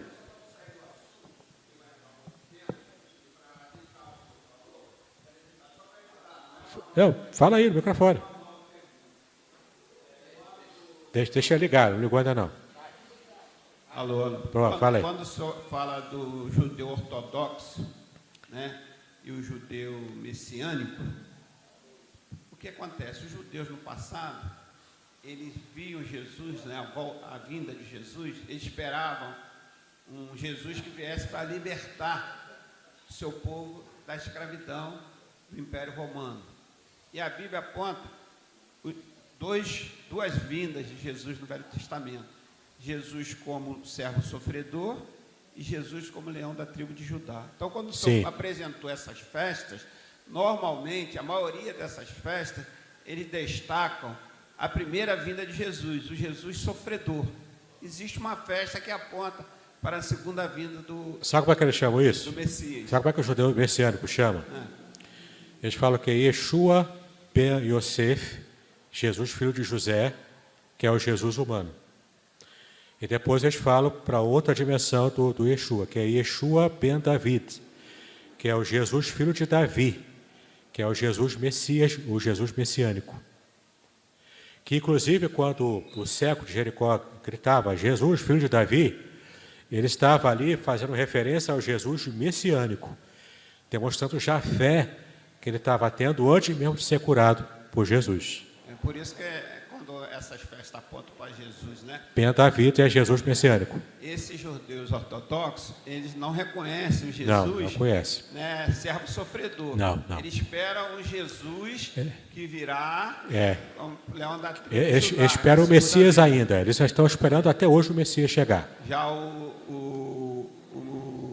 os judeus, né, Messiânico já reconhecem reconhece Jesus como Então, as Messias festas e espera como a gente a segunda Essa vinda. tipologia das festas fica mais clara na vida deles Para o judeu messiânico. do que nos outros. A tipologia está lá. O judeu ortodoxo é que não enxerga, Enxerga isso. porque não reconhece.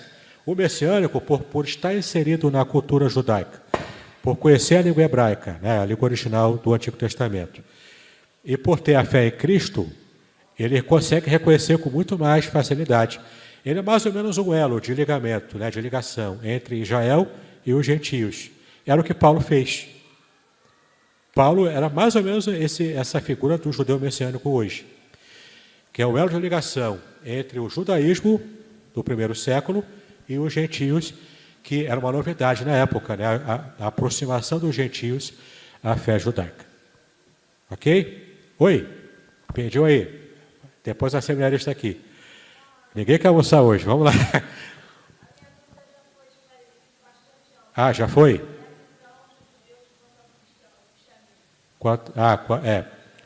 Agora, o judeu ortodoxo, ele diz que o judeu messiânico é cristão, de forma pejorativa, né? E nós cristãos entendemos acertadamente que o judeu messiânico é judeu e não cristão. Então eles estão ali no limiar, né? Eles estão no meio do termo ali. Diga. Pastor, o senhor falou a respeito de Israel, que seria ali como nosso irmão mais velho, né? Mais ou menos, é uma analogia que eu fiz. Analogia, assim. Aí, Penso na primogenitura. Isso. E utilizando essa analogia que o senhor fez, hoje, como que o Ocidente hoje pode olhar para Israel utilizando essa analogia que o senhor colocou? Hoje não olha ainda. Ao menos é assim, é sua plenitude, né? Não olha. Nós cristãos aqui do Ocidente, a verdade é que existe ainda muito antissemitismo. O antissemitismo, para quem não sabe, é uma espécie de racismo contra judeus, específico contra judeus. O racismo é, de modo geral, né? Para cor negra, para pardos, para asiáticos. Né? O racismo é qualquer situação de raça. O racismo aplicado ao judeu tem um nome específico, que é antissemitismo. É anti, que é contra, e semitismo, que é contra a raça semita. Que o judeu é da raça semita, assim como o árabe, assim como também outros povos ali do entorno são semitas. São de fala e também de etnia semita. Então, o que acontece? O antissemitismo hoje ainda existe nos meios cristãos, no meio cristão e europeu, ocidental, de modo geral. A gente ainda tem problemas com enxergar o judeu como alguém que pode também estar nos ajudando a compreender a própria Bíblia. Porque se você parar para pensar, a Bíblia inteira, de Gênesis a Apocalipse, foi escrita por judeus. A Bíblia é um livro judaico. Que nós, cristãos, faremos bem se a gente se aproximasse de Israel para entender a cultura. E então isso nos ajudaria a compreender a Bíblia de um modo muito mais completo do que, de fato, nós conseguimos compreender hoje. Mesmo sem essa aproximação cultural, a nossa leitura ocidental da Bíblia já traz salvação para a gente, já traz bênçãos para a gente, mesmo sem aproximação cultural. Entende? Eu não estou jogando fora séculos e milênios de história da igreja cristã ocidental, não estou jogando fora. Não se é para jogar fora. Mas a gente pode usar o elemento de conhecimento cultural do judaísmo antigo para isso trazer para a gente é como se trouxesse em cores vivas, em 3D, a Bíblia, quando eu conheço a língua original e a cultura original. Isso nos ajuda. Porque, embora, por exemplo, o Novo Testamento foi todo escrito em grego, koiné, grego. Já teve ali a ingerência e a influência da cultura grega. Claro que teve. No próprio judaísmo em si, não é totalmente puro. Tem um grupo de judeus que acreditam hoje na Cabala, que é a parte esotérica do judaísmo, que acredita, inclusive, em reencarnação da alma. O judeu messiânico que procura seguir mais a Bíblia, ele descarta esse tipo de tradição judaica, porque não serve.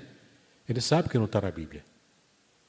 Por que crê na reencarnação? Por causa do tipo de influência greco-romana, que também influenciou no judaísmo. Entendeu?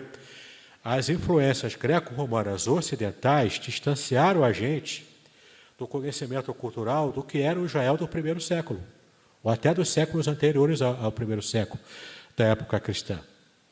Esse distanciamento histórico-cultural e até linguístico nos faz ter dificuldade para compreender certas passagens da Bíblia. Agora você entendeu por que eu me esforço, nas minhas pregações aqui, nos meus estudos, sempre que possível, para trazer elementos culturais, elementos linguísticos, que é para incutir em toda a igreja, quem me segue no YouTube, na internet, incutir nos meus alunos também no seminário, a importância que é a gente se aproximar culturalmente, linguisticamente, o quanto isso faz a diferença na nossa compreensão da revelação do que a Bíblia traz. Entendeu? Então, eu não sei se eu consegui te responder, mas mesmo no judaísmo não existe judaísmo puro. Ele é misturado com outras influências de outras nações. assim como o cristianismo também. E, infelizmente, na evolução histórica do cristianismo, a gente também encontra raízes de antissemitismo, inclusive hoje. Então, tem gente hoje que vê Israel como o povo que matou o Messias, o povo que rejeitou Jesus. Está certo, não está errado não, está certo. Realmente aconteceu isso. Mas quando a gente conseguir quebrar essa barreira que Paulo lutou desde o primeiro século lá, em Atos, a gente vê Paulo quebrando essa barreira. Inclusive Pedro fazendo papel duplo, né? Entre os judaizantes ele falava uma coisa, entre os gregos, né, os gentios, ele falava outra. Paulo reprimiu ele, repreendeu ele. Peraí, não é assim, ou você é uma coisa ou você é outra. Você tem que ter uma palavra só. Não é? Qual é essa palavra que Paulo defendia? Gentios se aproximando aos judeus. Judeus também se aproximando aos gentios e todos juntos em Cristo, formando a igreja, que é um povo só, o povo de Deus. Pegou? Tranquilo? Ou não? Alô? Pode falar. Deixa eu só complementar com uma coisa, assim, com a minha dúvida, né, que ficou aqui. Hoje, a gente tem Israel, que é o povo da aliança, o povo da promessa. Essa promessa ela é eterna. E eu não vou falar sobre Apocalipse, que não tem nada a ver aqui. Mas a minha pergunta ela tem um ganchinho um pouquinho para lá. Tá, com escatologia, vai. Então, assim, quando a gente olha para o povo da promessa, o senhor acha que hoje, eu tenho características que acontecem em Israel, o senhor acha que a gente pode olhar para essas características do povo de Israel de forma escatológica? Ou não? Sim. Pode olhar sim. A própria rejeição de Israel do Messias tem fundamento escatológico nisso. Quando Israel, uma boa parte do povo de Israel ortodoxo, aceitar Jesus como Messias, isso tem aumentado muito. Já tem mais de 1 milhão de judeus messiânicos hoje no mundo. Inclusive lá em Israel. Já tem. E já tem rabinos ortodoxos tendo visões de Jesus como ele sendo Messias. Visões.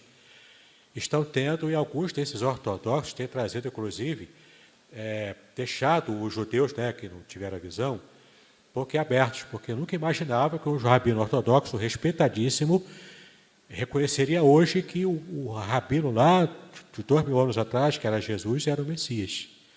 Já está acontecendo hoje, inclusive em muçulmanos também.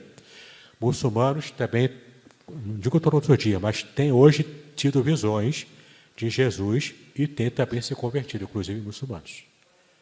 Então é Isaac e Ismael tendo revelação de Jesus hoje em dia. Isso é profético. Isso é escatológico. Beleza? Mais alguém? Oi? Tem que ligar aí. Até para ajudar também a Érica, lembrar que no caso do Henry Sobel, né, já falecido, ele era rabino da comunidade israelita de São Paulo. E ali era uma comunidade progressista, não era ortodoxa. Então, muito dessa colocação dele é porque ele já é um outro tipo de judaísmo aberto, muito tendencioso para o lado mais liberal do judaísmo que existe dentro do judaísmo. E a minha palavra, o pastor Davidson, é uma questão muito interessante nessa aula sobre as festas judaicas, né, que traz à memória a gente um aspecto que é pouco comentado quando se pensa na tradição judaica e na tradição judaica cristã.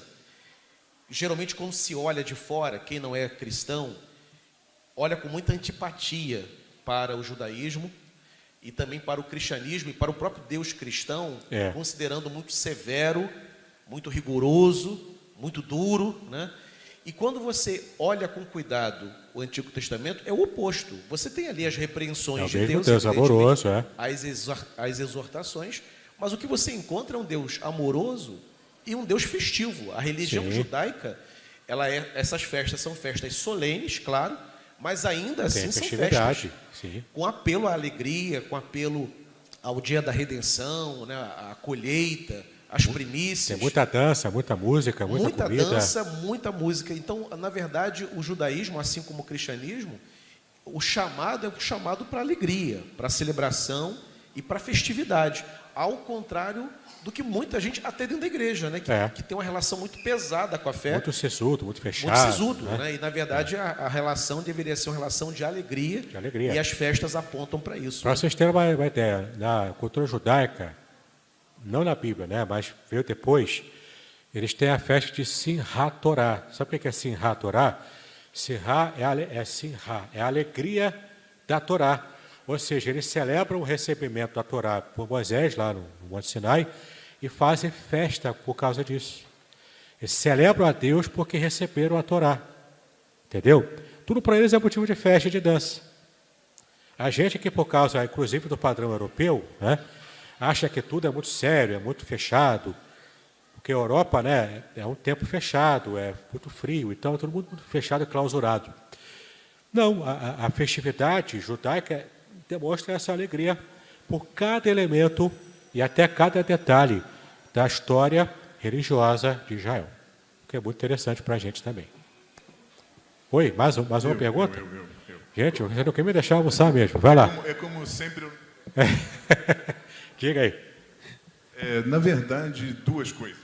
A primeira tem a ver com até eu enviei um vídeo para o pastor sobre o Davi Belhassan, que é um historiador judeu que fala sobre o judeu. Sim. E eu gostaria que as pessoas conhecessem. É um historiador judeu que não é cristão, não é nem religioso, parece ser, e ele fala sobre essa questão do Jesus, que é chamado de Yeshu, que é uma maldição judaica de Yemari Shemov Vesikro, que é apaguemos seu nome da história, que fizeram um anagrama, e por isso ele nem é chamado de Yeshua hoje, para a maioria dos judeus.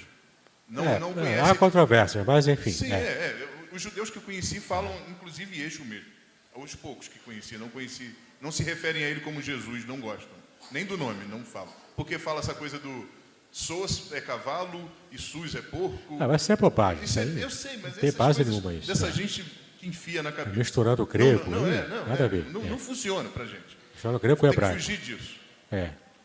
Mas o que eu gostaria de falar não é exatamente desse, não. É da questão da novilha número 19. É uma novilha vermelha. Novilha vermelha que está lá sobre... apesar de não estar no livro de Levítico, é uma referência à purificação feita através da morte e queima total dessa... Eu gostaria que o pastor falasse sobre isso. Isso aí era o costume na época do tabernáculo e depois do templo, que se tinha uma novilha vermelha, toda de cor, a cor do pelo é toda vermelha, parda, né? Sem nenhuma parte com outra cor, toda ela vermelha. Que toda pura também, perfeita, se queimava essa ovelha toda, matava, queimava. As cinzas dessa novilha vermelha misturava com água e era usado no templo para a purificação dos sacerdotes e levitas, quando iam fazer o próximo sacrifício com outros cordeiros. Como não tem mais templo, não se faz isso hoje. Mas aí que está. Israel tem lá hoje tem uma instituição chamada a instituição do terceiro templo, que eles já têm tudo preparado para, se um dia puderem reconstruir o templo, já tem lá o candelabro, já tem lá tudo preparado, inclusive uma novilha vermelha, já está bem separada e sendo protegida. Se for o caso disso acontecer, mata, faz a cinza e já tem tudo pronto lá para fazer o terceiro templo, se for isso realmente acontecer mais à frente. Do que eu não sei, eu não posso afirmar, eu sei que foram judeus, mas eu não sei quem foi que introduziu a questão da morte de alguém de uma outra maneira, que surgiu no 4º século, 5º século, a história que Jesus não morreu da maneira que morreu, que ele era filho do soldado, aquelas coisas assim. O senhor sabe falar melhor? Que é filho de um soldado chamado Pantera. O senhor pode falar melhor sobre isso? Resumidamente. Era uma teoria da conspiração para negar o nascimento virginal de Cristo. E a morte, como foi? Só isso. Tá? Tudo bem, pessoal? Vamos terminar? Nosso horário já foi, passamos de meio-dia. Vamos fazer a oração aqui? E assim terminamos, então, a nossa aula de hoje, que Hoje foi, né? Pai, nós te louvamos por estarmos aqui estudando a Tua Palavra com esse requinte de detalhes. Clamamos a Ti que o Teu Espírito Santo esteja trazendo, ó Pai, mais conhecimento, tirando dúvidas e trazendo sobre nós, ó Pai, a verdade daquilo que foi revelado em Tua Palavra, especialmente os detalhes que apontam para o Senhor Jesus Cristo em cada festa, em cada sacrifício também do Antigo Testamento. Fala conosco, nos abençoa em tudo. Nós clamamos a Ti essas bênçãos, em nome de Jesus, hoje para todos sempre. Amém e amém. Muito bem, agora o que eu gostaria de ver é a sua participação. Entre em contato comigo, compartilhe a sua experiência comigo e quem sabe até se você enviar em formato de áudio, eu possa aproveitar a sua experiência para apresentar no próximo episódio do podcast Exegese e Exposição. Eu sou Davidson Bignon e eu ajudo pastores e líderes cristãos a fazer estudos bíblicos da igreja, sem terem problemas com interpretações erradas. Se você então está pensando em compreender a sua Bíblia com segurança, não deixe de assistir a mais episódios como este aqui. Então, assine o canal, acione o sininho, curta, comente e também compartilhe. Ajude-me a ampliar o alcance com estudos bíblicos de qualidade na internet. Que Deus abençoe os seus estudos, paz e bênçãos sobre a sua vida.